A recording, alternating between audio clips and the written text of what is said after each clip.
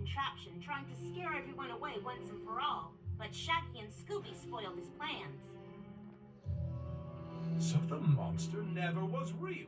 No, just a more sophisticated version of the puppets in your magic act when you and Marlin were kids.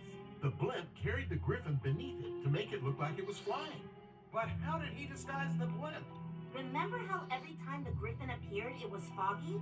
The blimp generated its own concealing fog bank. I noticed some of the bottles in Marlin's workshop were marked glycerol, a chemical used by professional illusionists in fog machines.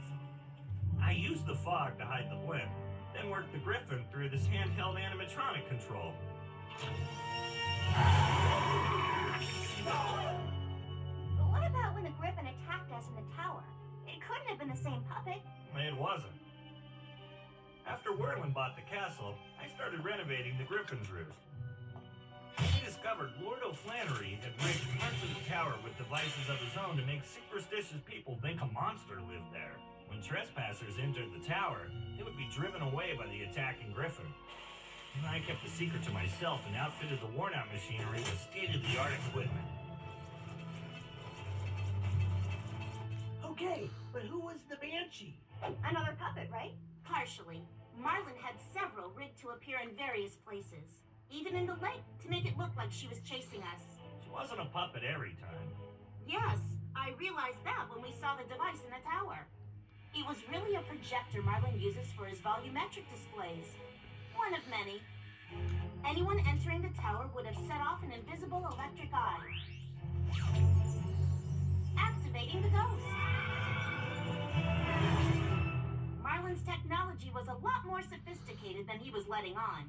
Marlin, why did you do this? Because all my life I've been jealous of you. While I did all the work, you got all the applause. I finally decided I wanted to create my own magic act. With my puppets and projections, I could become a magic sensation. Why didn't you?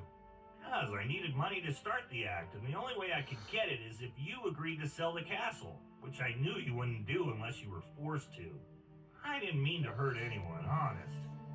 All I wanted to do was scare people away. I tried to make amends.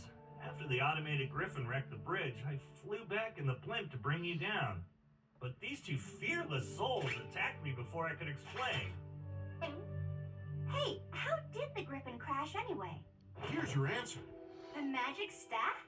Like, I guess it really did control the monster after all. Aw, I'm so ashamed.